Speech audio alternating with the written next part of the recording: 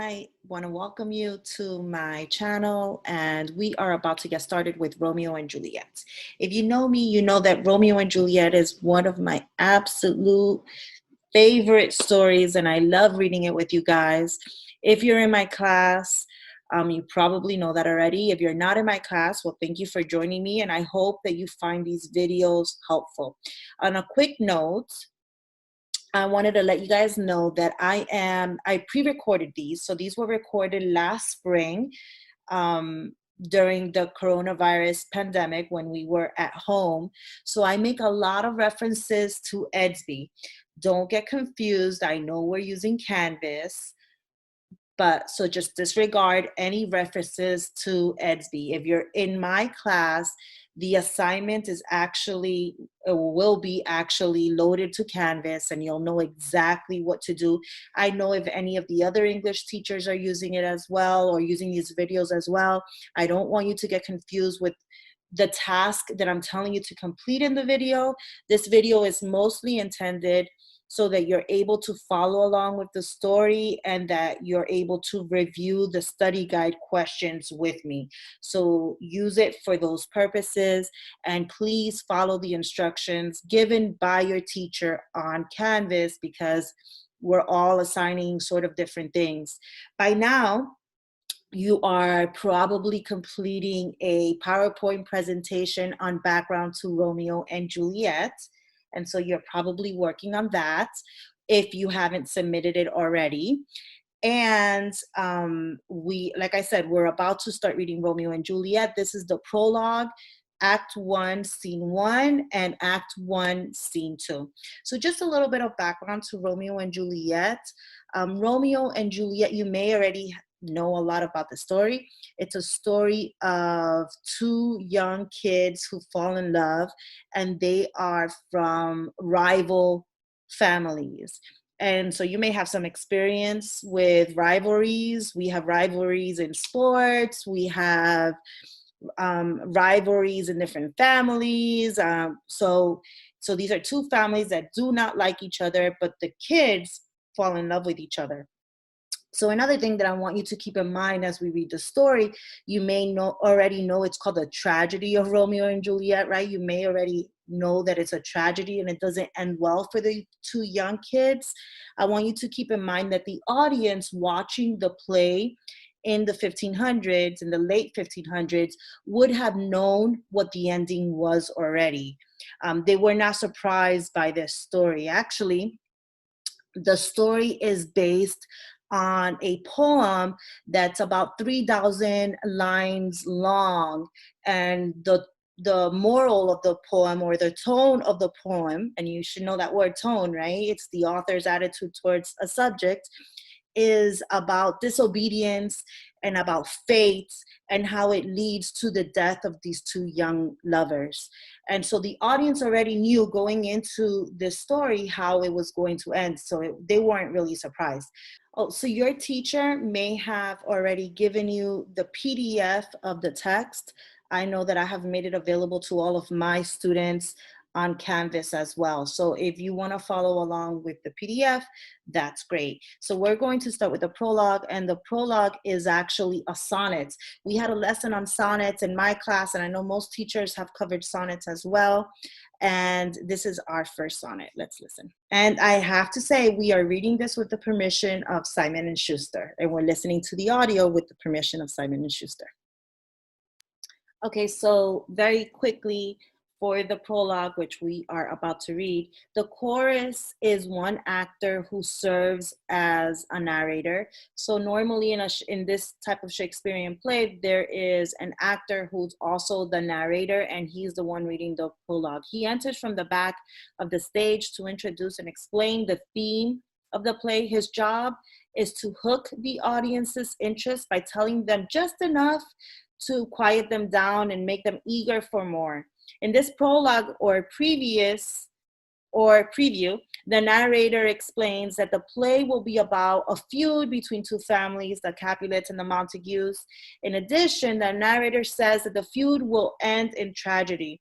And as I mentioned before, this is not a surprise to the audience, and it won't determine whether they like the story or not. Actually, some scholars believe that knowing how it's going to end makes the story even more interesting, because now you can focus on the actual details and what led them to their tragic end.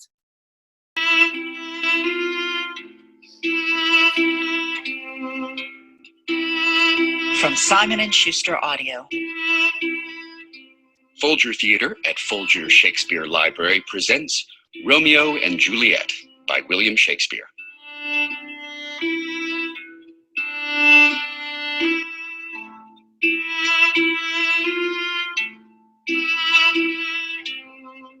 Two households, both alike in dignity, in fair Verona, where we lay our scene.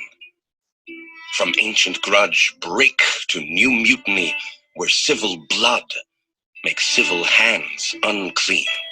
So the first question is in which town is the play set? And they actually tell us this in the prologue. They just finished telling us that the play is actually set in Verona, which is a town in Italy. It's a real place on our planet, and it's in Italy. From forth the fatal loins of these two foes, a pair of star-crossed lovers take their life, whose misadventured piteous overthrows doth with their death bury their parents' strife. The fearful passage of their death-marked love, and the continuance of their parents' rage, which but their children's end naught could remove, is now the 2 hours' traffic of our stage. The which, if you with patient ears attend, what here shall miss, our toil shall strive to mend. Okay, so let's go over some of these questions. We already went over the first one. The second one is, in the prologue, Shakespeare tells us that our two title characters are going to kill themselves. You already knew this, right? I mean, I just mentioned that their audience would have known this as well. His 1600s audience would have already known the story of Romeo and Juliet from a famous poem of the time. So this information would not have ruined the experience. In fact, many scholars say that knowing the deaths are coming actually improves the play. How could this be? Explain your thoughts. So tell me what you think about knowing the ending even before we finish the poem, or before we even start the play, we already know the ending. How do you feel about that? Okay, so now we're going to read Act 1, Scene 1. It's in a public square in Verona, so it's out in the public.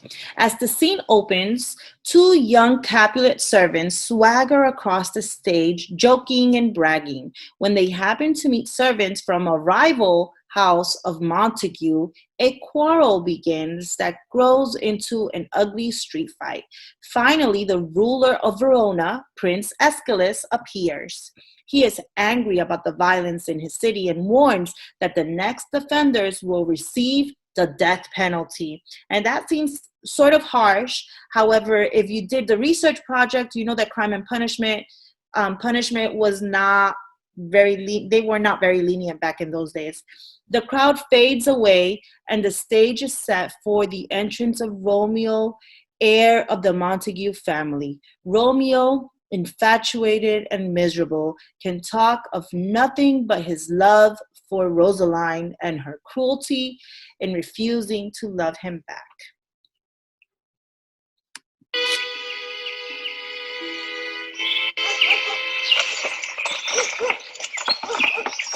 Gregory, on my word, will not carry coals. No, but then we should be colliers. I mean, and we be in collar, will draw. Aye, while you live, draw your neck out of collar. I strike quickly, being moved. But thou art not quickly moved to strike. The dog of the house of Montague moves me. To move is to stir. Okay, so when Samson says that he will not carry coals, what does he mean by that?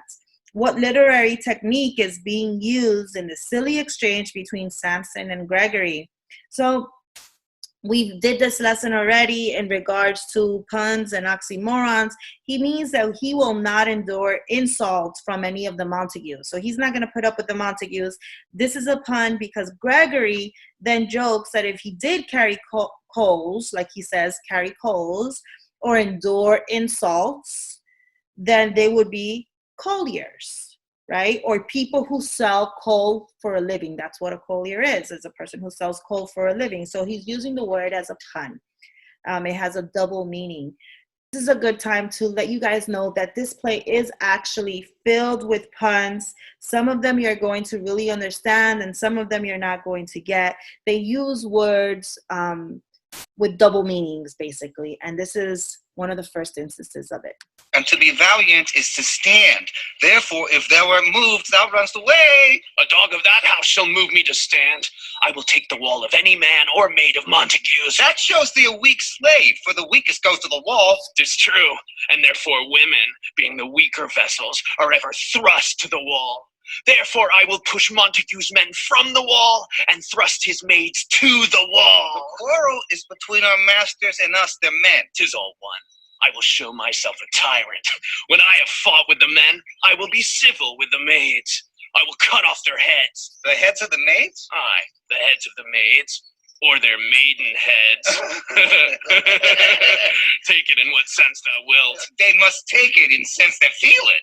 Me they shall feel while I am able to stand, and 'tis known I am a pretty piece of flesh. 'Tis well thou art not fish. If thou hast been poor John. Draw thy tool. Here comes of the house of Montagues. My naked weapon is out. Quarrel, I will back thee. How? Turn thy back and run? Fear me not. No, Mary, I fear thee. Let us take the law of our sides. Let them begin. I will frown as I pass by and let them take it as they list. Nay, as they dare. I will bite my thumb at them, which is disgrace to them if they bear it. Do you bite your thumb at us, sir? I do bite my thumb, sir. And so complete the sentence in Shakespearean time. Biting your thumb was A, a gesture of friendship, B, an insult, or C, a way of hitting on someone. So you can read those previous lines of text and make that determination. Sir, do you bite your thumb at us, sir? Is the law of our side if I say I? No. No, sir. I do not bite my thumb at you, sir, but I bite my thumb, sir. Do you quarrel, sir? Quarrel, sir. No, sir. But if you do, sir, I am for you. I serve as good a man as you. No, better. Well, sir. Say better. Here comes one of my master's kinsmen. Yes, better, sir. You lie. Draw if you be men. Gregory, remember thy washing blow. Hark, fools! Put up your swords. You know not what you do. What? Art thou drawn among these heartless hinds? Turn thee, Benvolio. Look upon thy death. I do but keep the peace. Put up thy sword, or manage it to part these men with me. What? Drawn and talk of peace? I hate the word, as I hate hell, all Montagues, and thee. Have at thee, coward.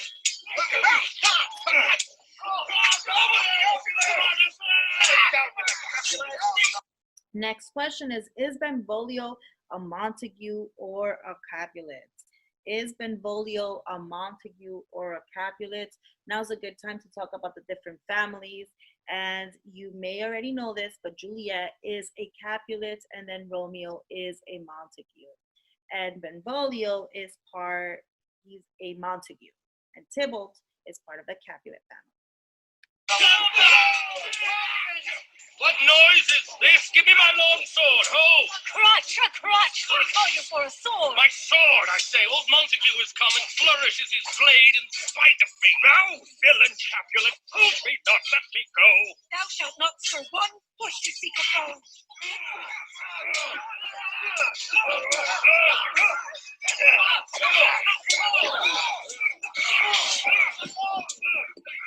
Rebellious subjects, enemies to peace, profaners of this.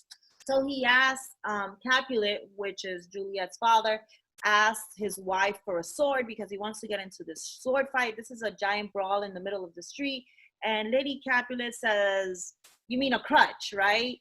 Implying that he is too old to be fighting out in the street, and basically he has no business asking for a sword. Instead, he should be focusing on getting a crutch. Neighbor stained steel. What will they now hear? What ho, you men, you beasts that quench the fire of your pernicious rage with purple fountains issuing from your veins, on pain of torture. From those bloody hands, throw your mistempered weapons to the ground and hear the sentence of your moved prince. 3 civil brawls, bred of an airy word by thee, old Capulet. And he just answers the next question. How many times have the Capulets and the Montagues had street fights recently? I mean, these are 2 families that really cannot stand each other. They hate each other. And it's been going on for so long that they don't even know why they don't like each other anymore. And so Prince Aeschylus lets us know that they've had 3 street fights, and he is not happy. And Montague have thrice disturbed the quiet of our streets, and made Verona's ancient citizens cast by their grave beseeming ornaments to wield old partisans in hands as old, cankered with peace, to part your cankered hate. If ever you disturb our streets again, your lives shall pay the forfeit of the peace. For this time, all the rest depart away. You, Capulet, shall go along with me, and Montague, come you this afternoon to know our farther pleasure in this case, to old Freetown, our common judgment place. Once more, on pain of death, all men depart. Who set this ancient quarrel new approach? Speak, nephew, were you by when it began? Here were the servants of your adversary, and yours, close And fighting ere I did approach. Here, Montague, who's Romeo's father, is asking Benvolio. He calls him nephew. So now we know Benvolio is actually Romeo's cousin. And you'll find this out throughout the story, but Benvolio is actually his level-headed cousin. He's not quick to fight. I drew to part them. In the instant came the fiery Tybalt with his sword prepared, which, as he breathed defiance to my ears, he swung about his head and cut the winds, who, nothing hurt withal, hissed him in scorn. While we were interchanging thrusts and blows, came more, and fought on part and part, till the prince came, who parted either part. Oh, where is Romeo? Saw you him today? Right glad I am he was not at this fray. Madam, an hour before the worshipped sun peered forth the golden window of the east, a troubled mind drove me to walk abroad, where underneath the grove of sycamore that westward rooteth from the city side, so early walking did I see your son. Towards him I made, but he was ware of me and stole into the covert of the wood. I, measuring his affections by my own, which then most sought where most might not be found, being one too many by my weary self, pursued my humor, not pursuing his, and gladly shunned who gladly fled from me. Many a morning hath he there been seen, with tears augmenting the fresh morning's dew, adding to clouds more clouds with his deep sighs. But also, So they ask about Romeo. Have you seen Romeo today? And Benvolio says no. Oh, actually, Benvolio says yes. I actually saw him earlier. And they're talking about how Romeo has been spending his days. And the next question is, and it's asking, how has Romeo been spending his days lately? And the choices are A, picking fights on the boardwalk, B, locked in his room being moody, or C, dreaming of Juliet. And we don't know what he's been dreaming about, but we know that he has been very upset and very moody. Montague, his father, says many a morning has he been there or seen there with tears augmenting the fresh morning dew. So he's been crying, and he's been, I think you guys call it being emotional, right? Emo. so soon as the all-cheering sun should in the farthest east begin to draw the shady curtains from Aurora's bed, away from night steals home my heavy son, and private in his chamber pens himself, shuts up his windows, locks fair daylight out, and makes himself an artificial night. Black portentous must this humor prove, unless good counsel may the cause remove. My noble uncle, do you know the cause? I neither know it nor can learn of him. Have you importuned him by any means? Both by myself and many other friends. But he, his own affection's counselor, is to himself, I will not say how true, but to himself so secret and so close, so far from sounding and discovery, as is the bud bit with an envious worm, ere he can spread his sweet leaves to the air, or dedicate his beauty to the same. Could we but learn from whence his sorrows grow, we would as willingly give cure as know. And so they're saying that they don't really know why he's upset. If only they knew why Romeo was so upset, they could pretty much help him get better or feel better. See where he comes. So please you step aside. I'll know his grievance or be much denied. I would thou wert so happy by thy stay to hear true shrift. Come, madam, let's away. Good morrow, cousin. Is the day so young? But news struck 9. I'm me. Sad hours seem long. Was that my father that went hence so fast? It was. What sadness lengthens Romeo's hours? Not having that which having makes them short. Ah, in love. Out of love. Out of her favor where I am in love. Alas, that love, so gentle in his view, should be so tyrannous and rough in proof. Alas, that love, whose view is muffled still, should without eyes see pathways to his will. Where shall we dine? Oh, me. What fray was here? Yet tell me not, for I have heard it all. Here's much to do with hate, but more with love. Why then, oh, brawling love! Oh, loving hate! Oh, anything of nothing first create. Oh, heavy lightness, serious vanity, misshapen chaos of well-seeming forms. Feather of lead, bright, smoke, cold, fire, sick health, still waking. And we've had the lesson on puns and oxymorons. So the next question asks you to list 3 oxymorons in this particular part of the text, okay? So go through the text and list 3 oxymorons in this particular part. Sleep that is not what it is, this love feel I that feel no love in this. Dost thou not laugh? No, cuz, I rather weep. Good heart, and what? At thy good heart's oppression. Why, such is love's transgression. Griefs of mine own lie heavy in my breast, which thou wilt propagate to have it pressed with more of thine. This love that thou hast shown doth add more grief to too much of mine own. Love is a smoke made with the fume of sighs, being purged, a fire sparkling in lovers' eyes, being vexed, a sea nourished with loving tears. What is it else?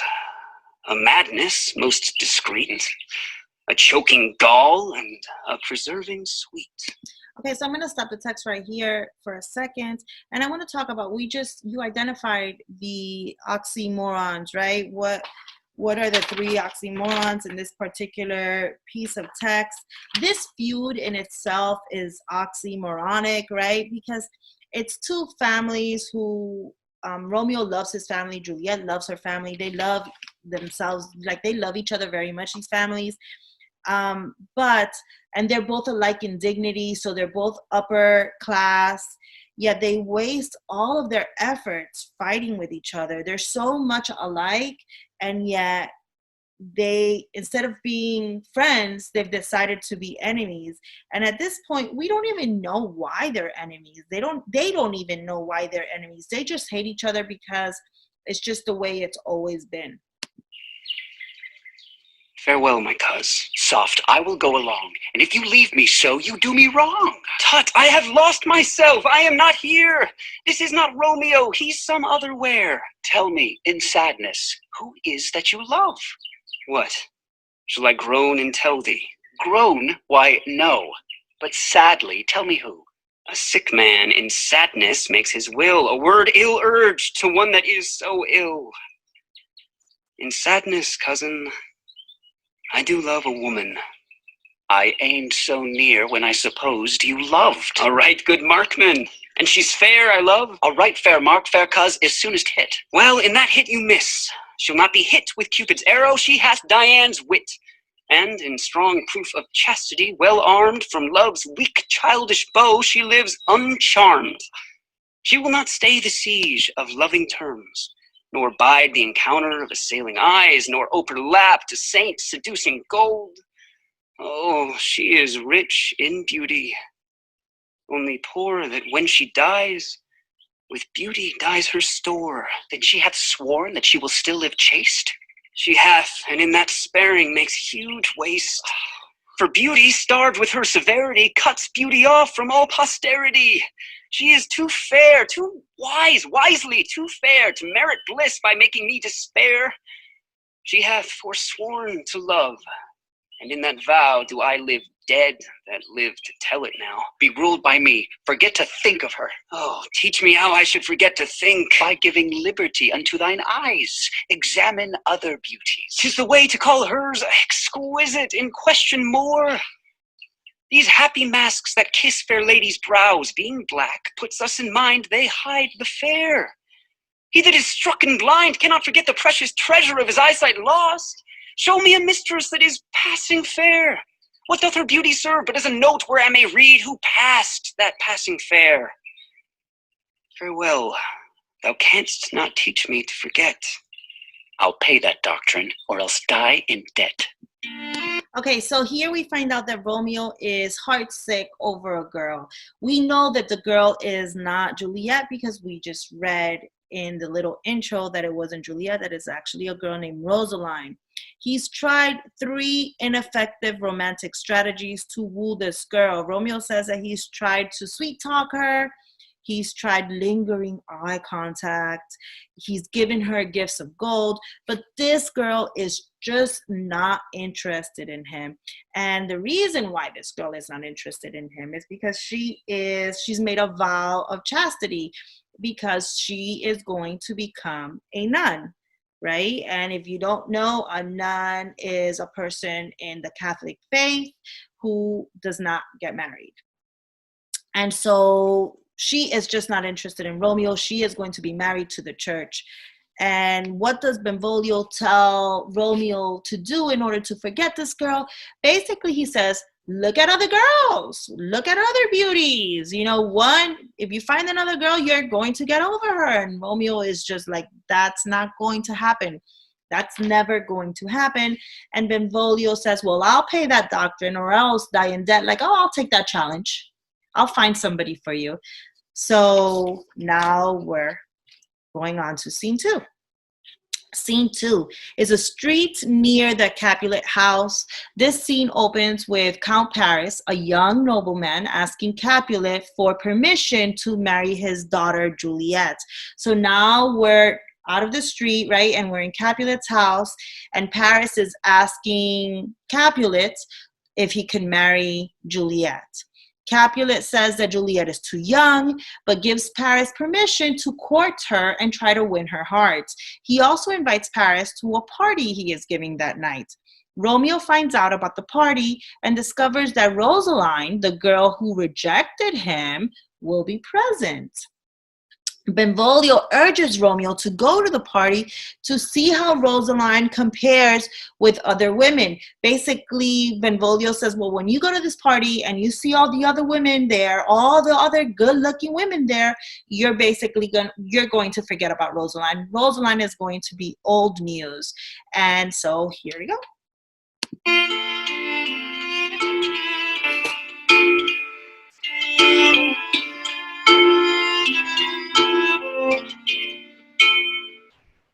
But Montague is bound as well as I in penalty alike, and 'tis not hard, I think, for men so old as we to keep the peace. Of honorable reckoning are you both, and pity 'tis you lived at odds so long.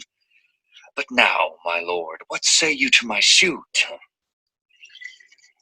But saying o'er what I have said before, my child is yet a stranger in the world. She had not seen the change of 14 years. Let 2 more summers wither in their pride, ere we may think her ripe to be a bride. Younger than she. Okay, so Paris is there, and the first question is, what suit, and then he calls it a suit, does Paris bring to Capulet? So basically, what does Paris want? What is he asking for? And then number 2 is, or the second question is, how old is Juliet? Remember, he says, my child is yet a stranger in the world. She has not seen the change of 14 years, which makes Juliet how old? She our happy mother's maid. And too soon marred are those so early made. Earth hath swallowed all my hopes but she. She's the hopeful lady of my earth. But woo her, gentle Paris, get her heart. My will to her consent is but a part, and she agreed. Within her scope of choice lies my consent and fair according voice. This night I hold an old accustomed feast where...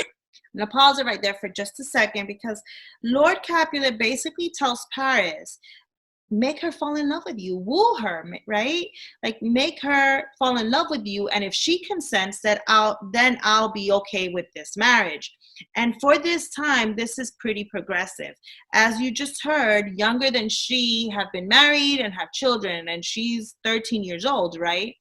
So why do you think Capulet is willing to let Juliet make this decision? And he says it here kind of in a roundabout sort of way. He explains that all of his other children have died, and so Juliet is his jewel, and she gets indulgences, and she gets things that perhaps the normal 13-year-old wouldn't get, like being able to be part of the choice as to who she is able to marry. And so he's going to let her make the decision according to this, what he's saying right now. Whereto I have invited many a guest such as I love, and you among the store, one more most welcome, makes my number more. At my poor house look to behold this night, earth treading stars that make dark heaven light.